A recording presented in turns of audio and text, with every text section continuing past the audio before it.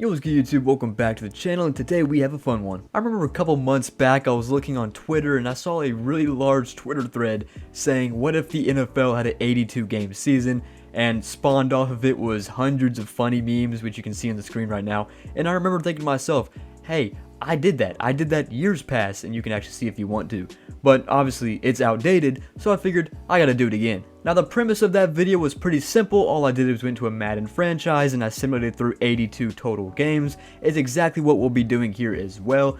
Now I also included player stats to include some more entertainment for it, and I'll be doing the exact same here. This time I have 20 total players, 5 quarterbacks, 5 running backs, 5 receivers, and 5 defensive linemen. I will be accumulating all their stats such as touchdown passes, receptions, yards, all of that, and I will be displaying it after we do all our simulations and show all our standings. So the 5 quarterbacks I selected to keep up with are Mahomes, Allen, Burrow, Rodgers, and Brady.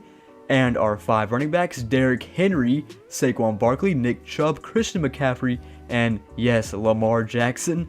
And our receivers, Devontae Adams, Cooper Kupp, Justin Jefferson, Jamar Chase, and Stephon Diggs. And for our 5 defensive linemen, I have Myles Garrett, TJ Watt, Aaron Donald, Nick Bosa, and Max Crosby. Sorry if your favorite player, or maybe a player you think is better, is not included on this list. There's a reason why I chose all these players, and obviously I just couldn't really do much more because it takes a lot of calculating to do all this. Anyways, with that being said, let's start our simulating. And so we begin from game 1. We're going to simulate our first 17 starting now. The Niners on top 14-3, Colts, okay, I don't know how long that'll stand. And I'll just go through this real quick. I'm not going to read out every single team, but I like to see who's at the bottom because it's fun to laugh and point fingers. And that is the Steelers. Chiefs at 3-14? Are you kidding me? It's like some things never change. I was wondering if Mahomes got hurt or something, but apparently not. He's just fine. Here's some quarterback stats. We'll go look at some rushing stats too. Jonathan Taylor on the top, Derrick Henry, Saquon Barkley. There's some of our guys. Receiving, Van Jefferson. This is a great start. And no kidding, through 17 games, our current MVP is Tom Brady. Okay, but that's just 17 games. Let's keep it rolling. Alright, so we made it to game 34, which is equivalent to 2 NFL seasons. The players are starting to actually feel it now when it comes to injury, but hey, at least ratings are up big time because who wants to see 34 football games? Obviously me. So the Cowboys finished 13-4. Not going to go through this really slowly, but we'll just go down real quick. And the last team here after 2 seasons, 34 games worth, is the Titans. Josh Allen and Patrick Mahomes on top in quarterbacks. Derrick Henry, the number 1 running back. What's a surprise? And Cooper Kupp is back as well. And guess who won MVP? Lamar Jackson. I'm going to have to check how much rushing yards he got. Not too bad. He got 1,100 yards and 11 touchdowns. On that note, we'll keep on moving. Players, don't give up yet. You still have roughly 50 more games to play. Keep on going. Alright, we made it to game 51, which is just a little bit past the halfway mark of the season. NFL coaches and recruiters have started to call their local McDonald's employees for private workout sessions, and the rate of GPS using to get to practice has risen exponentially. Other than that, let's check out the standings real quick for at the 51 mark. Oh look, the Chiefs are finally on top. Oh, so weird that they went 3-14 earlier, and at our bottom is the Seahawks at 3-14. The MVP for this 17 game stretch is Josh Allen, no surprise. Brady is back on top in passing. Rushing is Jonathan Taylor. Receiving is Cooper Kupp once again. Alright, that's game 51. We got more games to play, sorry boys. We are now at game 68. The concussion protocol has gone on strike because of unfair working conditions and hours of how many people they have to check up on. But now, we're only 14 games away. Let's take a look at the standings once again for this last 17 game stretch. Oh my goodness, a lot of things have changed. I don't know what's been different, but let's go take a look at the bottom too. Who's on the bottom? It will be the Texans. Nothing new there. Russell Wilson apparently just started cooking for a random 17 games in the season, so we got MVP here. Your passing leader of yards is once again Tom Brady. Nothing new. Rushing is Jonathan Taylor. Nothing new. And receiving is Cooper Kupp. Nothing new. Alright, so this means just one more season sim, but it's not going to be the full season because we are on game 68. Which means we are only 14 total games, so I will be back at week 14 of next season, and that will make a total of 82 games. And it's official, we've made it to game 82. Players have no clue what they had for breakfast this morning, and they're also struggling, if they're still alive, from horrible CTE. Anyways, this is our last look at the standings. The Bengals had a good last run, so did the Cowboys. They won 13 out of their last 14 games on that stretch. Who had the worst ending to their season? It was the Colts. Not good for them. The MVP through this stretch was Dak Prescott, which makes sense because he's leading in passing stats. Rushing stats is Derrick Henry again, and for receiving, it's once again Cooper Kupp for 3 times in a row. Alright, now that that's out of the way, I can take everything I've written down in my notebook right in front of me and transfer it to some graphics for your pleasure. It will show the records for all teams through the 82-game season and all the statistics added up together for the 20 players I kept track of. We'll see that right now. So we're going to start with some stats, and we're going to start backwards in the way I read them from the beginning. We'll start with our defensive linemen. These are in no particular order, but we'll start from the bottom. We have Nick Bosa. He got 313 tackles and 71.5 sacks. Next to him, Myles Garrett, 335 tackles, 74.5 sacks. Aaron Donald is up next. 363 tackles and sweeps him out of the water with 93.5 sacks. That is the most by far. TJ Watt with 366 tackles and 72 sacks. And then Max Crosby, who was the tackling leader, 372 tackles with 64 sacks. So easily Aaron Donald definitely won this group with more than 20 sacks than anybody else, and just fell short of the tackle lead by only about 9 tackles, so pretty good. Now we're on to wide receiver. We'll start with Justin Jefferson, who really did not do as good as I thought he did. 5,800 yards, but only 26 touchdowns, left to 423 receptions, and 13.8 average yards per catch. Devontae Adams as well, not as good, but at least he ran up the numbers a little bit more than Justin Jefferson. He had 6,200 yards with 40 touchdowns. You can see everything else there. Jamar Chase, same story, 6,300 yards, 36 touchdowns. Then we're going to get a little bit better with Stephon Diggs, who also had 6,300 yards with 46 touchdowns, 10 more than Chase, 472 receptions. But then the person who rules it all is Cooper Kupp, apparently, joining Aaron Donald as the 2 Rams who dominated the stats in this 82-game season. 9,100 yards, 73 touchdowns, almost 600 receptions, and an average of 15.4 yards per catch. That is insane. And now for our running backs, or really our one quarterback, I had to include Lamar Jackson just because I wanted to see how he did compared to some of the best running backs in the game. He got almost 5,000 yards, 43 touchdowns on 1,000 attempts, and almost averaged 5 yards. That's not bad. Christian McCaffrey up next, just short of 6,000 yards, 57 touchdowns, 1,200 attempts. Nick Chubb got the 6,100 yards, 72 touchdowns. Saquon Barkley also around 6,200 yards, 74 touchdowns. But our best runner by far was Derrick Henry with almost 8,300 yards and 56 touchdowns. Not as good in the touchdowns, but 1,500 attempts and 5.3 average yards per carry. A lot of yards for Derrick Henry. And we'll get to the most awaited, probably the quarterback stats. We'll start with Aaron Rodgers, about 2,300 yards, 201 touchdowns, and 59 picks. And under that, you can see the completion and attempt percentage as well. I'm not going to read that out. I'll let you see it, though. Next up is Patrick Mahomes. He had 23,000, almost 24,000 yards, 186 touchdowns, and 57 interceptions. Josh Allen next, 24,000 yards, 182 touchdowns, 67 picks. Joe Burrow, almost 2,500 yards, 197 touchdowns, 58 interceptions. And Tom Brady with the most yards, 25,532 yards, 170 touchdowns, and 74 interceptions. And now it's time to look at the standings, the deciding factors of who is making the playoffs after an 82-game season. We'll start with the AFC North. And you can see the Steelers not too hot. The Browns did pretty good, but they didn't make the playoffs. Ravens made the playoffs at 49 wins, and then the Bengals not only made the playoffs, but they clinched home field as the #1 seed in the AFC with 60 wins. And now to the AFC East. Also, by the way, the XYZ, you can see what it means at the top if you haven't seen that before. The Patriots and Jets are short. The Dolphins make the playoffs there at 46 wins, so they even with the Browns, but they make it over them with a tiebreaker. And then the Bills with 54 wins, they clinch their division. To the AFC South, the Texans, what's new, 23 wins only. Titans fell short, 38 wins. Colts, 43 wins, couldn't make the playoffs over 500. And somehow the Jaguars won the division and clinched a playoff spot with 47 wins. And for the AFC West, the Chargers surprisingly got last with only 32 wins. The Raiders had over 500 but didn't make it. The Broncos went 47 and 35. They clinched a playoff spot. And obviously the Kansas City Chiefs clinched their division with 51 wins to 31 losses. pause if necessary, but I'm going to go ahead and move on to the NFC, which we can start with the Bears and then followed up by the Lions. Nothing really new with them. Is that really a surprise? The Vikings, however, is a surprise considering they've been playing pretty good as of recent. And then what's new for the Packers, they win the division again. 49 wins to 33 losses, and they clinch a playoff spot. The NFC East start last place with the Giants, a pretty surprising one there. But the Washington Commanders made it in front of them, and they actually got a playoff spot at 44 wins.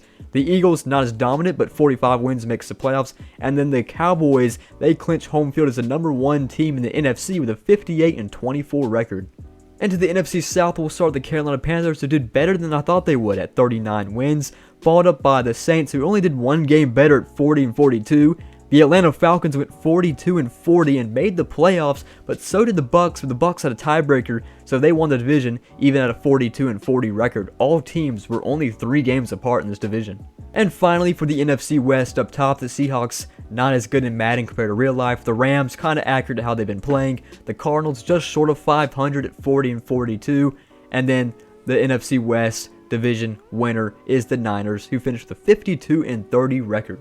So there's your complete look at the NFC standings, and you can pause if you need to, and we will move on to our playoff seedings with the records.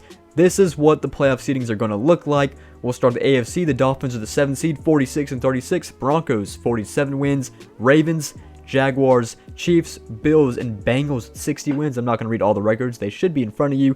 And then the NFC, the Falcons sneaked in. And then the Commanders and Eagles at 5-6. And then our division winners, the Bucks, Packers, Niners, and Cowboys. Those are our 14 playoff teams, in which we can throw them together in this bracket right here. I don't think there's a better way to end an 82-game season than, of course, to have best of 7 series in the playoffs. So here's our playoff bracket. We have the NFL format, but we're going to have best of 7 series. We're starting with Jaguars versus Ravens. Best of 7. Let's go. Game number 1 of the simulations, the Ravens are up big time over the Jaguars. It looks like they're going to take a 1-0 series lead in Jacksonville because Jaguars somehow have the 4th seed, or I don't know. Anyways, game 2, 21-20. Jaguars currently have a lead right now. Ravens take it back. Jaguars going down for a touchdown. They can only get 3. And going down for a touchdown. They do get 1. Tied at 31. In overtime, the Jaguars actually win a game. Believe it or not. It's 1-1 going to game 3 in Baltimore, which is also tied going into the 4th quarter now. Unless 21-17 is what we're at. And Ravens will win this game. So it'll be a 2-1 series lead. Game 4, the Ravens are actually down 20-6. Can they make a comeback? They have. They tied it at 20. They get the ball again with 30 seconds, and they get a field goal. And now they're up 3-1 in Game 4. So in Game 5, can they close this one out? They're currently up by 2 possessions over the Jaguars right now. Make it 3, and that looks like it's going to do it. The Ravens will win all 3 games straight, and they'll close out in Game 5 over the Jacksonville Jaguars. Now we're going to go to our next series between the Broncos and the Chiefs. Broncos just scored a lot of points back-to-back, but the Chiefs go down, they get a field goal, and they stop the Broncos' horrible offense. Game 1 victory for the Chiefs. Game 2, can the Chiefs take a 2-0 series lead here in Kansas City? They have a 3-point lead. They're going to add to it. 10-point lead now. Broncos can't respond to 10, and the Chiefs will take a 2-0 series lead going into Denver. Now a 4-point game. Broncos cannot get a touchdown. They settle for a field goal, which is going to suck. The Chiefs will take an 8-point lead now. They tied up at 24. Going into overtime, Chiefs score a touchdown. Broncos can't respond. Chiefs are up 3-0, and in danger of the sweep is the Denver Broncos. 17-16 Chiefs at the 4th quarter now. Broncos have their first lead in this series so far, and the Broncos get it back again. Chiefs go down, get a touchdown. They can't respond, and the Chiefs will sweep the Broncos 4-0 here. And our next AFC series, it's the Bills and the Dolphins. Bills already have 30 points. Dolphins trying to make a comeback, but it looks like the Bills will score another touchdown, and it's too far out of reach. So Game 1 victory for the Buffalo Bills. Game 2 is going the same way. Look how much points the Bills are putting up right now. It's just not enough for the Dolphins. Even though they got close, it's a 2-0 series lead for the Bills. Now in Miami, the Bills have a lead once again, 25-17, and they score some more points. Dolphins just can't answer to the Bills' offense right now. They're somehow down 3-0 in this series, and now in danger of going down 4-0. The Dolphins trying to make a comeback again, but the Bills are scoring 30 points a game. It's too much for them. Don't think they'll be able to come back from this one. 40-22 now, and we have another sweep. Somehow the Bills didn't lose one game to the Dolphins, even though they lost in real life. Now to the NFC, we'll start with the Buccaneers, and they beat the Eagles 44-41 high-scoring game here for Game 1 victory for the Tampa Bay Buccaneers. Game 2 was a little bit different, though, because guess who got the win? The Eagles. So we're tied up at 1, final score 37-20. Game 3, the Buccaneers will get a win now, so it would be 31-24 in favor of the Buccaneers. And in Game 4, the Eagles will win this time, so we're going back and forth. It's a 32-27 victory for Philadelphia. Game 5 has a Buccaneers win, 31-24. And Game 6, we have another Buccaneers win, which means that the Buccaneers will close out versus the Eagles in 6. And now we're going on to the Packers in Washington. The Commanders will take Game 1 versus the Green Bay Packers, a final score of 31-20. And in Game 2, they will take it again. So the Packers are down 2-0 already to the Washington Commanders. Taylor Heineke is apparently leading this team to victories over Aaron Rodgers. I can't explain that. But now we're going to Washington for Game 3. The Packers will take this one, so they'll steal a away game after losing both their home games, 32-27. Game 4, another big win for the Packers. They win on the road again, 34-17. The home teams do not feel like winning today. And I think I see a pattern developing. The away team won again, which means the Washington Commanders have a 3-2 series lead. But can they close it out at home? Who knows? And obviously they will not be able to. The Packers will beat them 45-21. So Game 7 will be played, I believe, in Green Bay. So Game 7, Washington will take a 7-0 lead, and then the Packers respond with a field goal and a touchdown. Now going to the second quarter, Washington can't do anything. Packers get it back 17-7 now, 24-7. They are loading it up on halftime, 31-7 now. Washington cannot win here at home this time. It looks like the streak is going to be broken, and the Packers will close out Game 7 over the Washington Commanders, final score of 38-20. Now we're going to the Falcons and Niners, our last wildcard series. The Falcons actually steal a game, 23-22 over the Niners. Game 2, which is in San Francisco, the Falcons have 21-19. They win again. So the Falcons are up 2-0 over the San Francisco 49ers. Now on to Game 3, which will be in Atlanta. Can they close this out? No, the Niners will take a win. So this pattern is continuing of home teams just not winning football games for whatever reason. The Falcons are still in a good spot, though, 2-1. I think I spoke too soon. The Falcons did not stand a chance, apparently, in Game 4, so now we're tied. Maybe the Falcons can not choke this one. Okay, that's not a possibility. They lost 31-6 in Game 5 and Game 6. Okay, well, that was embarrassing for the Falcons. They took a 2-0 series lead and then proceeded to lose 4 straight games. So our wildcard round is over. Here's our bracket. We have the Ravens versus Bengals, Chiefs versus Bills, Cowboys versus Buccaneers, and Packers versus Niners. We're going to start with the Bengals and Ravens. Game 1, the Bengals currently have a lead right now. The Ravens got down into a touchdown, and the Bengals get the ball back. They respond with a touchdown themselves, and they're going to win this game. Game 1 lead for the Bengals. Game 2, they have the lead again. It's a 10-point game. Ravens can't do anything else other than score a touchdown. Can't get the ball back. Bengals a 2-0 series lead, and looking like about to be a 3-0 series lead. A big lead for the Cincinnati Bengals. 3-0 up for Joe Burrow and the Bengals. Can the Ravens respond and get a game? They can. They prevent the sweep. Big time win here. 3-1 series now. We're going to go back to Cincinnati. The Ravens are actually trailing by, it looks like 12 points, now 5 points. And they have the lead. And then they tie it up. Bengals tie it up. Ravens go down, kick a field goal, and they've won 2 straight. So we're going to Game 6, which will be in Baltimore. Really convenient for the Ravens. Can they win this? Oh, it's already getting out of reach. 11-point game, 14-point game, and now a 17-point game. It looks like it's going to do it. The Cincinnati Bengals, they got close though. They closed it out in 6 games over the division rival, the Baltimore Ravens. Now on to the Chiefs and Bills. 24-24, good series here. Who's going to win this one? Chiefs up. Bills take a touchdown lead. Can the Chiefs score and respond? They cannot. Bills will win game number 1 in Buffalo. Game 2, which is going to stay here in Buffalo. Chiefs currently lead 17-10, but the Bills will respond and tie it up at 17. 20-17, and the Chiefs have a field goal to take the win. It's a 1-1 series heading to Kansas City now, where the Chiefs are dominating the Bills 38-16 at the moment. They put up 41 points in the Bills, and they'll easily win Game 3. They have a 2-1 series lead. Game 4, it's looking the same almost, but the Bills are coming back. Can they respond? They cannot. It's a 3-1 series lead for Patrick Mahomes, and the Bills are in jeopardy of losing out to the Chiefs. Already 11-point game here in Buffalo. Can the Chiefs stay alive in game number 5? They have a lead right now. Chiefs going down to respond. Bills get it back. It's going to back and forth game right now. Going to the fourth quarter. Bills have the lead. Now tied at 31. Chiefs go down, score a touchdown. And the Bills cannot respond, which means the Chiefs will take care of the Buffalo Bills in a 4-1 series victory. Crazy. And we're going to go to the Buccaneers and Cowboys now, which the Buccaneers will sneak out a win versus the number 1 seed Cowboys by a single point, 21-20. Game 2 is a little bit different, but the Buccaneers get it again, 42-35. Buccaneers are rolling with a 2-0 series lead. Make that 3-0 series lead over the number 1 seed. Is the number 1 seed going to get swept? Are you kidding me? Can the Cowboys respond? They're going to get a game, so they're not going to get swept. But let's see in Game 5. Do the Cowboys have a chance, or the Buccaneers close this out in a 4-1 series victory in Game 5? It's 16-10 right now in the fourth quarter. Cowboys get 3. Buccaneers get the ball back. They can't do anything. Cowboys have a chance. They have the lead. And then Tom Brady goes down and ties it. And they get a field goal. And defense stops. So the Buccaneers will beat the number 1 seed Cowboys early in 5 games. And now the Packers and Niners, the Green Bay Packers will take control of game number 1 over the Niners in San Francisco. Game 2, we're going to stay in San Francisco.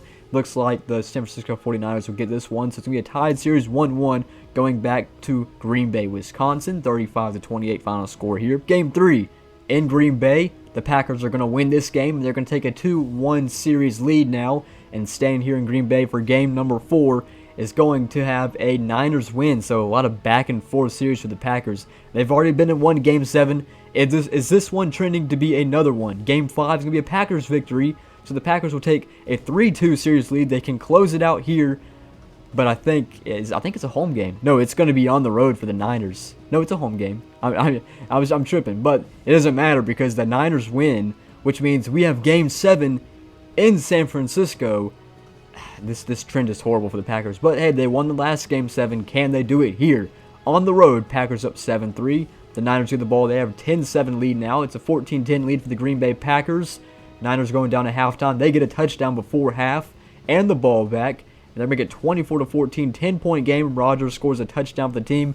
Make it 2 for him. Packers have a lead.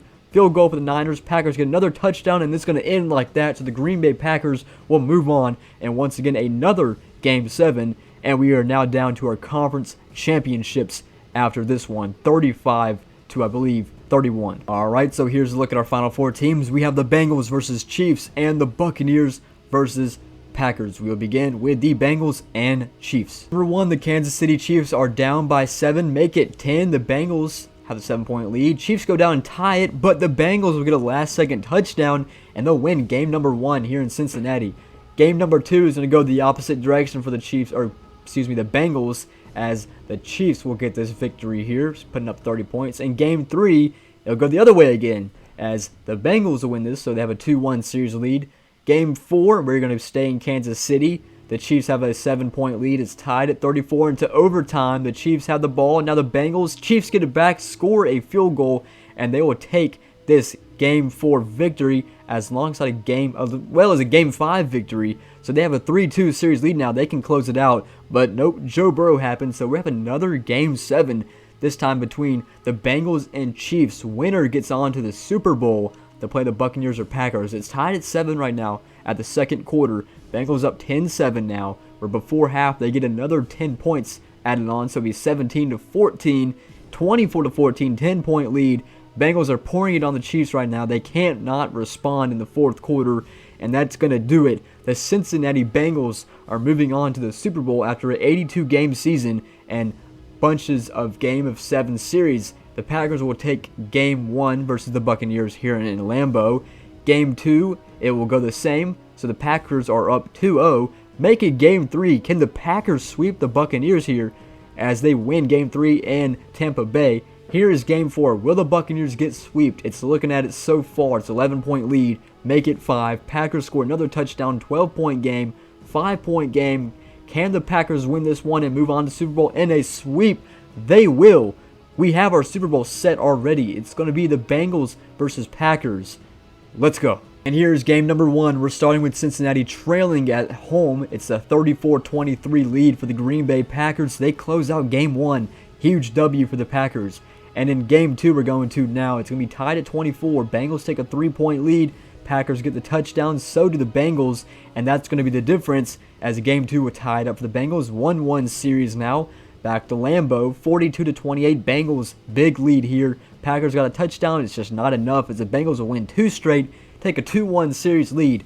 Game 4, big game for Green Bay if they want to stay alive in this. It's tied at 31 at 2-minute warning. And to overtime now. The Bengals score a touchdown. The Packers cannot respond. Game 3, 3-1 series lead, And now, the final game, the Packers are out of it early. That's going to do it. The Cincinnati Bengals will close out in anticlimactic fashion, but they beat Aaron Rodgers and the Packers in 5 games. And that's going to do it for my 82-game season, plus our best-of-7 playoff series playoffs. Thank you guys for watching. The Bengals come out on top, and I will see you guys later.